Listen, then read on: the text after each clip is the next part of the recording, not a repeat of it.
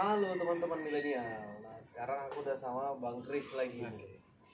Di video sebelumnya kan kita udah ngulik dikit tentang saham ya Bang ya. Nah, tentang si trader, investor ya kan. Nah sekarang biar kita nggak bingung nih bagi anak-anak pemula kayak aku, sedikit aku mau nanya Bang, pertanyaan yang receh aja nih Bang. Kira-kira kalau aku udah mau terjun nih ke dunia saham, berapa biaya atau berapa modal pertama untuk beli saham? Nah, di pasar modal itu harga saham serendah-rendahnya itu 50 perak. Rp50 per lembar. Rp50 per lembar, dan paling tinggi itu kalau saya tidak salah sekitar 50 ribuan 50.000 per lembar. Akan tetapi pembelian minimum itu satu lot yang terdiri dari 100 lembar. Oke, berarti satu bundel 100 lembar. Oke, jadi kalau yang 50 berarti 5.000. Kalau yang 50.000 itu berarti 5 juta ya, 5 juta untuk ya. satu lot. Oke. Nah, tapi gini Bang Ji, masalah yang kita memperhatikan harga itu.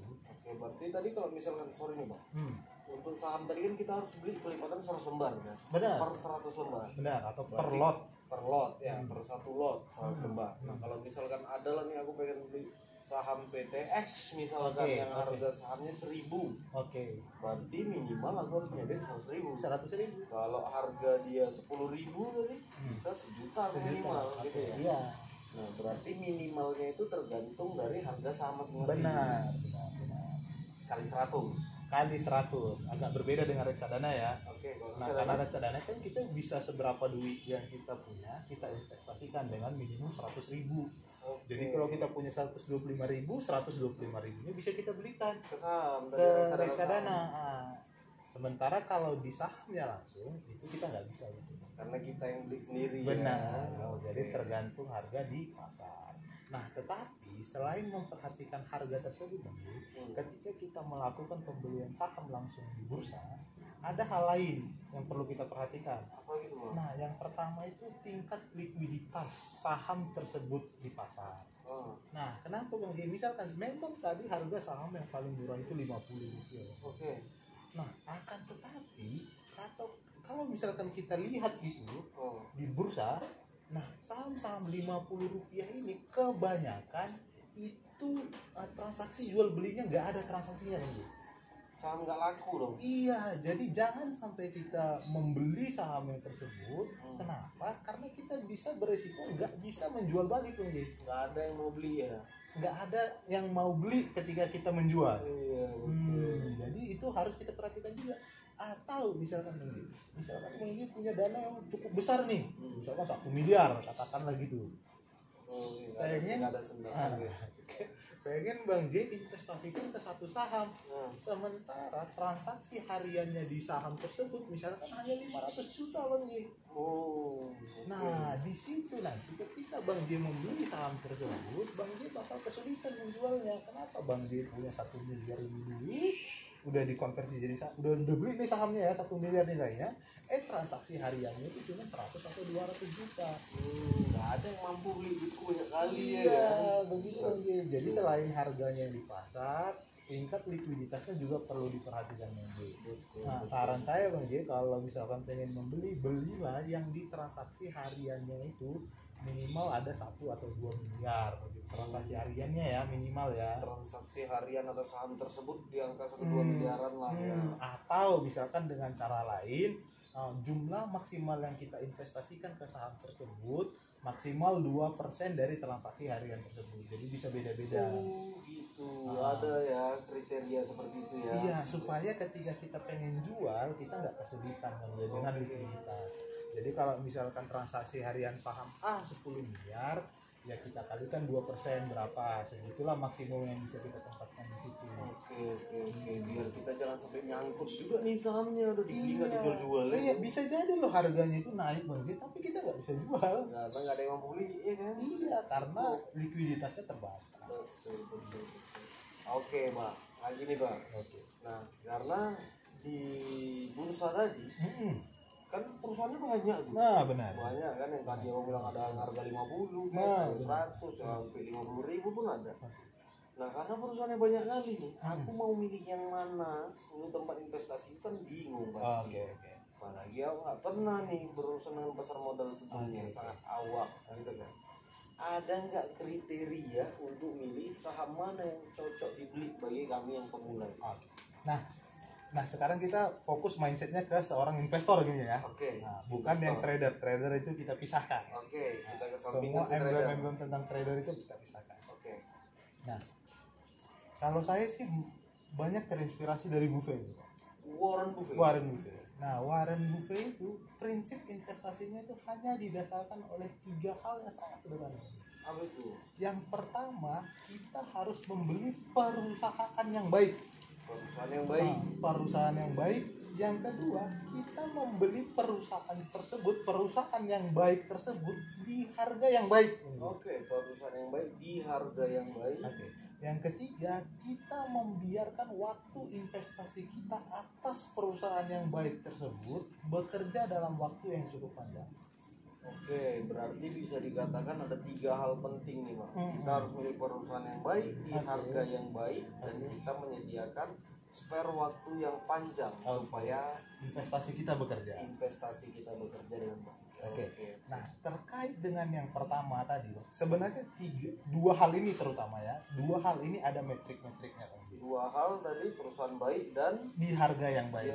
Baik. Nah, kita sedikit dulu. Ini sebenarnya kalau dijelasin ini bisa banyak videonya. Bisa 3 tahun lah ya. Iya, bisa. Jangan lah, Pak. Kasihan kan yang nonton 3 tahun video kan. Nah, metrik sederhananya terkait yang memilih perusahaan yang baik, itu kita bisa pakai metrik ROE, Return on Equity. Arti sederhananya, Bang J ketika misalkan mendepositokan uang ke bank, dapat bunga nih 6%. Berarti return on equity Bang J itu 6%. Oke, pengembalian atas modal. Benar. 6%. Nah, oke, sekarang kita aplikasikan itu ke perusahaan. Perusahaan yang baik tentu harus menghasilkan ROE yang baik. Jadi ini bisa kita buat nih. Misalkan ROE-nya lebih besar dari 15%. Kenapa? Karena pada saat ROE itu di bawah 6%, itu perusahaan ngapain aja tuh Bang J? Mending aku taruh deposito. Atau perusahaan itu mending didepositokan uangnya. Benar. Ngapain dia berbisnis gitu? Ngapain dia berbisnis kalau dia bisa di bawah 6%? Mending perusahaan itu digugurkan. Benar. Nah, itulah salah satu metrik bahwa perusahaan itu baik. Salah satunya, ada beberapa metrik lain, tapi salah satunya. Salah satunya ROE. Nah, tapi itu istilah-istilahnya mungkin aku nanti bakal nanya-nanya lagi nih banyak nih Bang, ini kan. Biar aku juga nggak bingung, istilahnya kan banyak mesti ya. Oke. Nah, ini kan sebelumnya aku udah kasih tahu nih semua orang kalau aku pakai iPod.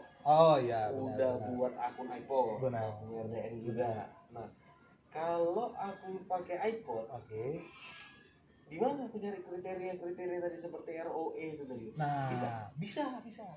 Kebetulan iPod ada menyediakan fitur filter.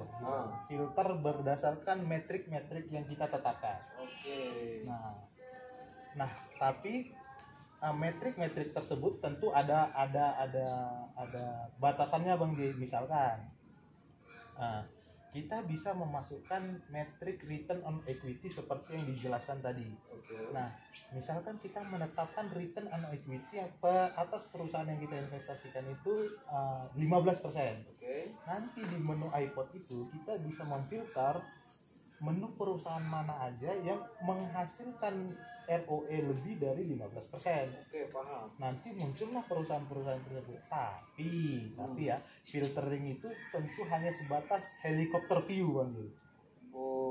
Hanya untuk pandangan awal. Tentu atas masing-masing perusahaan tersebut harus kita dalami untuk masing-masing perusahaan. Tapi setidaknya fitur itu bisa memudahkan kita memfilter dari 500 kali, mungkin bisa hanya jadi sekitar 20 atau 30. Setidaknya kita udah ada filter awal dari 500 perusahaan, kita bisa nih ada 20 perusahaan, dari sinilah kita teliti lebih dalam gitu ya. Oke. Nah, nih ada satu kawan dulu. ada satu kawanku ya suka beli saham. Suka beli saham, tapi dia tiap hari dilihatnya terus sahamnya. Masuk kamar buka laptop, buka HP, lihat saham terus dia. Kadang ya namanya saham seperti yang abang jelaskan juga, kadang ada naik, kadang ada turun harganya. Nah pas turun harganya, mungkin pas dia rugi, stres sekali dia kelihatannya, stres banget wajahnya.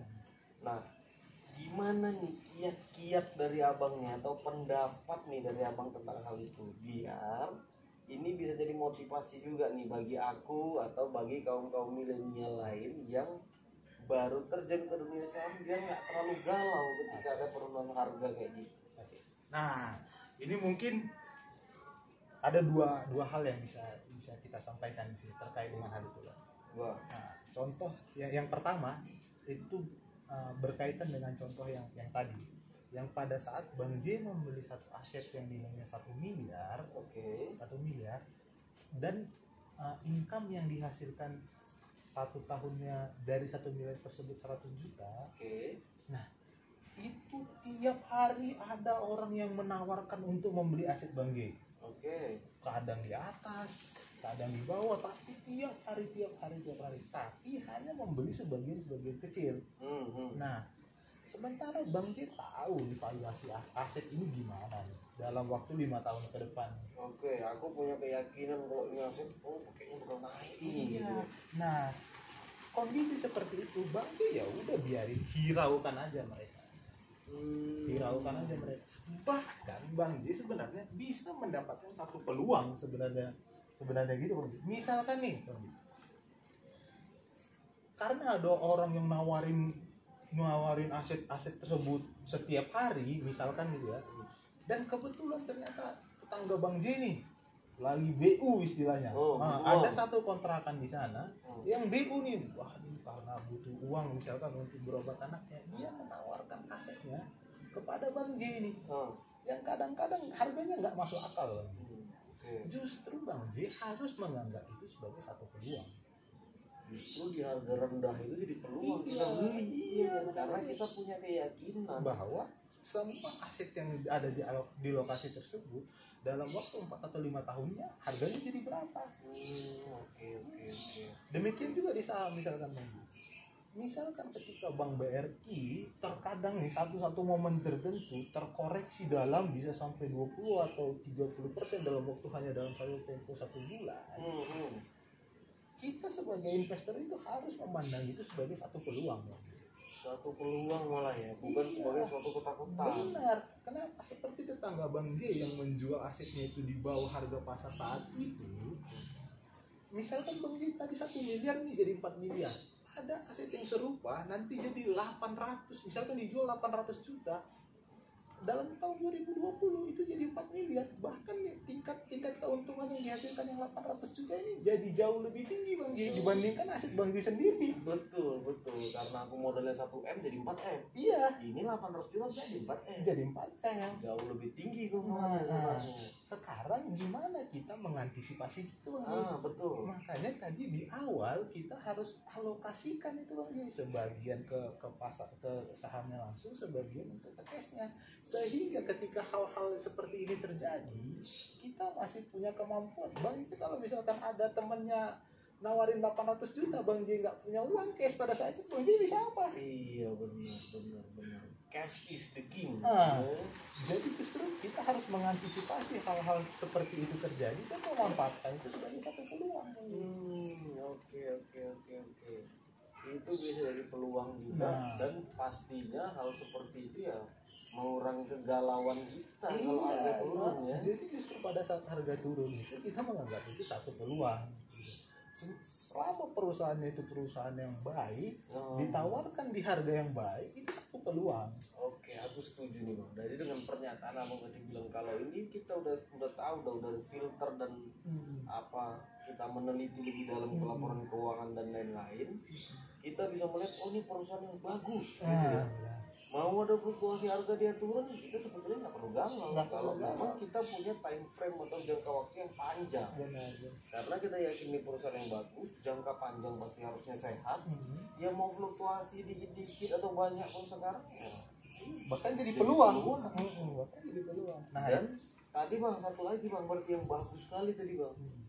Kalau kita nggak punya uang cash bisa apa? Benar. Berarti memang prinsip diversifikasi yang abang bilang kayak taruhlah sebagian sekian persen di saham, sekian persen di reksadana pasar uang yang liquid. Itu prinsip yang sangat bagus. Benar bang ya. Jangan sampai kita taruh semua telur kita dalam satu keranjang gitu ya. Oke lah bang, nanti sebentar lagi masih ada yang kedua tadi. Oh ada yang kedua? Nah yang kedua tadi kan ini gimana supaya kita nggak galau. Oke, betul. Yang pertama bahwa itu jadi satu peluang, ngapain harus galau gitu. Nah, yang kedua kenapa kita nggak usah galau. Nah misalkan kita contoh nih Bank BRI. Bank BRI itu sekarang market cap-nya itu ada sekitar 300 triliun bang. Artinya kalau kita pengen membeli seluruh perusahaan tersebut pada